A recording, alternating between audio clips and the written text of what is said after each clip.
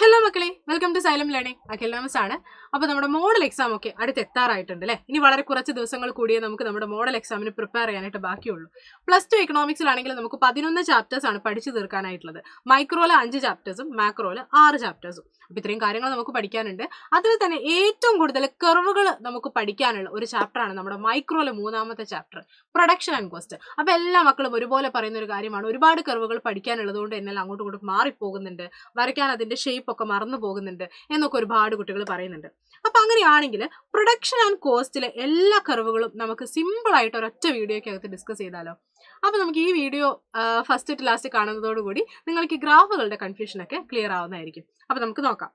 അപ്പൊ ആദ്യം തന്നെ നിങ്ങൾ മനസ്സിലാക്കേണ്ട ഒരു കാര്യം എന്ന് പറഞ്ഞാൽ, ഗ്രാഫുകൾ വരയ്ക്കാൻ പഠിക്കണമെങ്കിൽ അതിന്റെ ഷേപ്പ് ആദ്യം അറിയണം, ഈ ഗ്രാഫുകൾ തമ്മിലുള്ള റിലേഷൻഷിപ്പ് അറിയണം. അതാണ് ഏറ്റവും ഇമ്പോർട്ടൻ്റ് ആയിട്ടുള്ള കാര്യം. എന്നാൽ മാത്രമേ നമുക്ക് ആ ഒരു ഗ്രാഫ് നല്ല കൃത്യമായിട്ട് വൃത്തിയായിട്ട് വരയ്ക്കാൻ വേണ്ടി പറ്റുള്ളൂ. സോ ആദ്യം ഈ ചാപ്റ്ററിൽ നമുക്ക് പഠിക്കാനുള്ളത് പ്രൊഡക്റ്റ് കർവുകളാണ്, T P, A P, M P. First നമുക്ക് ടി പിയും അതുപോലെ തന്നെ എം പിയും തമ്മിലുള്ള റിലേഷൻഷിപ്പ് നോക്കിയിട്ട് അതെങ്ങനെയാണ് വരയ്ക്കുക എന്നുള്ളത് നോക്കാം. ആദ്യം മനസ്സിലാക്കുക, ടി പിയും എം പിയും ആദ്യം ഇൻക്രീസ് ചെയ്യാണ്. അതായത് ടി പി ഇൻക്രീസിങ് റേറ്റിൽ ഇൻക്രീസ് ചെയ്യുന്ന ആ ഒരു പൊസിഷനിൽ എം പിയും ഇൻക്രീസ് ചെയ്യുക തന്നെയാണ്. ഇൻക്രീസ് ചെയ്ത് എം പി അതിന്റെ മാക്സിമത്തിൽ എത്തുന്നുണ്ട്. ഇനി ടി പി ഒരു ഡിക്രീസിങ് റേറ്റിൽ കുറഞ്ഞ നിരക്കിൽ കൂടുന്ന സമയത്ത് എം പി എന്ത് ചെയ്യാൻ തുടങ്ങുന്നുണ്ട്, എം പി ഡിക്രീസ് ചെയ്യാൻ തുടങ്ങുന്നുണ്ട് എന്നുള്ള കാര്യം മനസ്സിലാക്കുക. ഓക്കെ, പിന്നെ വളരെ പ്രധാനപ്പെട്ട ഒരു പോയിന്റ് ആണ്, ടി പി മാക്സിമത്തിൽ എത്തുന്ന പോയിന്റിൽ എം പി എന്തായിരിക്കും, 0 ആയിരിക്കും എന്നുള്ള കാര്യം മനസ്സിലാക്കുക. പിന്നെ എപ്പോഴാണോ ടി പി കുറയാൻ തുടങ്ങുന്നത് അപ്പം തൊട്ട് എം പി നെഗറ്റീവ് ആയിരിക്കും. അപ്പം ഈ 3 ഡയഗ്രവും ഇൻവേർട്ടഡ് യു ഷേപ്പിൽ വേണം നിങ്ങൾ വരയ്ക്കാനായിട്ട്. അപ്പൊ ഇത് വരയ്ക്കുന്നത് ടി പിയും എം പിയും വരയ്ക്കുന്നത് എങ്ങനെയാണെന്ന് ക്ലിയർ ആയിട്ടുണ്ടാവുമല്ലോ. ഇനി നമുക്ക് ഇതേപോലെ എന്ത് നോക്കാം, എ പിയും എം പിയും തമ്മിലുള്ളതും കൂടെ നോക്കണം. എന്നാലല്ലേ ഇവർ 3 പേര് നമുക്ക് ഒരു ഡയഗ്രത്തിൽ വരയ്ക്കാൻ പറ്റുള്ളൂ അല്ലേ. സോ എ പിയും എം പിയും നോക്കുകയാണെങ്കിൽ A P increases, M P is greater than A P അല്ലേ.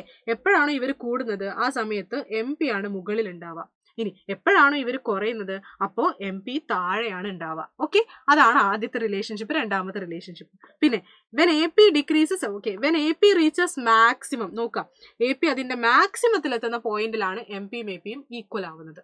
ഓക്കെ അല്ലേ. അപ്പൊ ആദ്യം മുകളിൽ നിങ്ങൾ എം പിനെ വരയ്ക്കണം, പിന്നെ കുറയുന്ന സമയത്ത് എം പിനെ താഴെ വരയ്ക്കണം. എം പി എ പിനെ കട്ട് ചെയ്ത് പോകേണ്ടത് എ പിയുടെ മാക്സിമം പോയിന്റിലൂടെ ആയിരിക്കണം. അപ്പൊ ഈ 3 ഡയഗ്രം ക്ലിയർ ആയേ. ഇനി അടുത്ത് നമ്മൾ കോസ്റ്റ് കർവുകളിലേക്ക് നോക്കുമ്പോൾ ഈ 3 പേരെ നമുക്ക് ഒന്നിച്ചങ്ങ് പഠിക്കാം. ഭയങ്കര സിമ്പിൾ ആണ് ഈ 3 പേരെ നമുക്ക് പഠിക്കാനായിട്ട്. ടി വി സിനെ നോക്കുന്ന സമയത്ത് മക്കളെ, ടി വി സി സ്റ്റാർട്ട് ചെയ്യേണ്ടത് 0-യിൽ നിന്നായിരിക്കണം കേട്ടോ. ഇതിലിങ്ങനെ പോസിറ്റീവ്ലി പോകുന്ന പോലെ ഒരു കർവായിട്ട് വരയ്ക്കാം. ഇനി ടി എഫ് സിനെ നിങ്ങൾ വരയ്ക്കേണ്ടത് എക്സ് ആക്സിസിന് പാരലൽ ആയിട്ടായിരിക്കണം. കാരണം നമുക്കറിയാം അത് എപ്പോഴും സെയിം ആണ് എന്നുള്ള കാര്യം. ഏത് ഔട്ട്പുട്ട് ലെവലും അത് സെയിം ആയിരിക്കും. പിന്നെ ടി സി ടി വി സിന്റെ അതേ ഷേപ്പിൽ തന്നെ വരച്ചോളുക.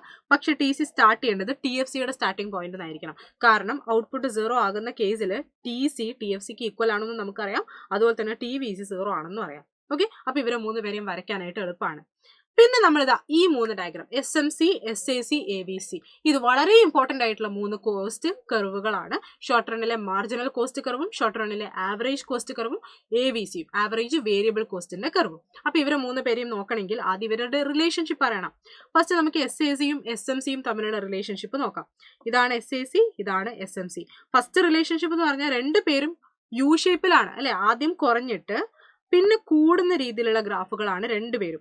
പിന്നെ എസ് എ സി കുറയുന്ന സമയത്ത് എം സി ആണ് താഴെ. അതായത് 2 പേരും കുറയുന്ന കേസിൽ ആരാ താഴെ, എം സി ആണ് താഴെ. ഇനി 2 പേരും കൂടുന്ന കേസിൽ ആരാ മുകളിൽ, എം സി ആണ് മുകളിൽ. അതാണ് വളരെ പ്രധാനപ്പെട്ട ഒരു റിലേഷൻഷിപ്പ്.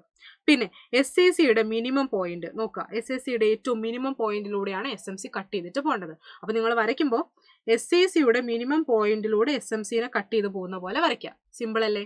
ഇനി ഇതേ റിലേഷൻഷിപ്പ് തന്നെയാണ് കേട്ടോ എസ് എം സിക്ക് ആരുമായിട്ടുള്ളത്, എ വി സി ആയിട്ടും ഉള്ളത്. അപ്പൊ 2 പേരെയും എസ് എ സിനെയും എ വി സിനെയും പാരലൽ ആയിട്ട് വരച്ച് 2 പേരെയും അടിയിലൂടെ കട്ട് ചെയ്ത് പോകുന്ന പോലെ ആരെ വരയ്ക്കുക, എസ് എം സിനെ വരയ്ക്കുക. പരിപാടി കഴിഞ്ഞു. ഓക്കെ, പക്ഷെ 2 പേര് പാരലൽ ആയിരിക്കുന്നുണ്ടെന്ന് പറഞ്ഞല്ലോ, എസ് എ സിയും എ വി സിയും. അപ്പൊ ഇവരെങ്ങനെയാ വരയ്ക്കേണ്ടതെന്ന് അറിയണ്ടേ. ആദ്യം ആരെയാ വരയ്ക്കേണ്ടേ, ഇവർ തമ്മിൽ എന്തെങ്കിലും ബന്ധമുണ്ടോ നോക്കണം. ആദ്യം മനസ്സിലാക്കേണ്ട ഒരു കാര്യം എന്ന് പറയുന്നത്, ഇവരെ വരയ്ക്കാൻ വേണ്ടി ആകെ നിങ്ങൾ മനസ്സിലാക്കേണ്ട ഒരു റിലേഷൻഷിപ്പേ ഉള്ളൂ, 2 റിലേഷൻഷിപ്പേ ഉള്ളൂ. എ വി സിയുടെ മിനിമം പോയിന്റ് എസ് എ സിയുടെ മിനിമം പോയിന്റിന്റെ ലെഫ്റ്റ് സൈഡിലായിരിക്കണം. അപ്പൊ ആരാ താഴെ ഉണ്ടാവേണ്ടത്, എ വി സി ആണ് താഴെ ഉണ്ടാവേണ്ടത്. ഓക്കെ, എ വി സിയുടെ മിനിമം പോയിന്റ് എസ് എ സിയുടെ മിനിമം പോയിന്റിന്റെ ലെഫ്റ്റ് സൈഡിലാണ്. സോ എ വി സി ആയിരിക്കണം താഴെ ഉണ്ടാവേണ്ടത്. പിന്നെ ഇവർ തമ്മിലുള്ള ഗ്യാപ്പ് ആദ്യം കൂടുതലായിരിക്കും, പിന്നെ കുറഞ്ഞു കുറഞ്ഞു വരുന്നതായിട്ട് കാണാം. ഓക്കെ, അപ്പൊ വരയ്ക്കുന്ന സമയത്ത് എസ് എ സിന് ഇങ്ങനെ വരയ്ക്കുന്നു, അതിന്റെ താഴെയായിട്ട് എ വി സിന് ഇങ്ങനെ പോകുന്നു. ഓക്കെ അല്ലേ. അപ്പൊ ഇവർ 3 പേരും വരയ്ക്കാൻ എളുപ്പമാണല്ലോ. യെസ്, ഇനി ലോങ് റണ്ണിലും കൂടെ നമുക്ക് കോസ്റ്റ് ഉണ്ട്. അതിന് മുന്നേ AFC എന്ന് പറഞ്ഞൊരു ഡയഗ്രം ഉണ്ട് അല്ലേ, ആവറേജ് ഫിക്സഡ് കോസ്റ്റിന്റെ കർവ്. അത് സെപ്പറേറ്റ് ആയിട്ടാണ് നമ്മൾ പഠിക്കുന്നത്. കാരണം അതിന്റെ ഷേപ്പ് ഇങ്ങനെയാണ്. ഈ ഷേപ്പിന് ഒരു പേര് കൂടി നമ്മൾ പറയുന്നുണ്ട്. റെക്ടാങ്കുലർ ഹൈപ്പർബോള എന്നാണ് ഈ ഷേപ്പിന്റെ പേര്. ഓക്കെ അല്ലേ. ഇനി നമുക്ക് ലോങ് റണ്ണിലെ കോസ്റ്റ് കർവുകൾ നോക്കുകയാണെങ്കിൽ സെപ്പറേറ്റ് നിങ്ങൾ പഠിക്കേണ്ട ആവശ്യമേ ഇല്ല. ലോങ് റണ്ണിൽ 2 കോസ്റ്റ് ആണ്, LRMCയും LRACയും. ലോങ് റണ്ണിലെ മാർജിനൽ കോസ്റ്റും ആവറേജ് കോസ്റ്റും. ഇത് ഷോർട്ട് റണ്ണിൽ കണ്ട അതേ ഗ്രാഫ് തന്നെയാണ്, അതേ റിലേഷൻഷിപ്പ് തന്നെയാണ് ഇവിടെയും വരുന്നത്. സോ ഇത് സെപ്പറേറ്റ് പഠിക്കേണ്ട ആവശ്യം വരുന്നില്ല. ഓക്കെ, LRACനെ ഇങ്ങനെ വരയ്ക്കുന്നു. LRACയുടെ മിനിമം പോയിന്റിലൂടെ കട്ട് ചെയ്ത് പോകുന്ന പോലെ LRMCനെയും വരയ്ക്കുന്നു.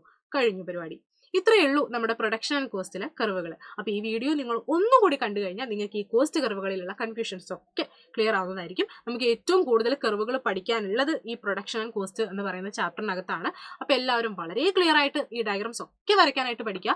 വരയ്ക്കാൻ പഠിക്കുക എന്ന് പറയുമ്പോൾ അതിൻ്റെ റിലേഷൻഷിപ്പ്, ആ ഓരോ ഡയഗ്രാംസ് തമ്മിലുള്ള റിലേഷൻഷിപ്പ് നിർബന്ധമായിട്ട് പഠിച്ചു വയ്ക്കുക. അപ്പോൾ ഇതെല്ലാവർക്കും ക്ലിയർ ആയിട്ടുണ്ടെന്ന് വിചാരിക്കുന്നു. ഇനി എന്തെങ്കിലും കൂടുതൽ വീഡിയോസ് ഒക്കെ നിങ്ങൾക്ക് ഇതേപോലെ ആവശ്യമായിട്ടുണ്ടെന്നുണ്ടെങ്കിൽ ഈ വരുന്ന വീഡിയോയുടെ താഴെയൊക്കെ നിങ്ങൾക്ക് എന്ത് ചെയ്യാം, കമൻറ്റ് ചെയ്യാം കേട്ടോ. അപ്പോൾ എല്ലാവരും നന്നായിട്ട് തന്നെ പഠിക്കുക. All the best.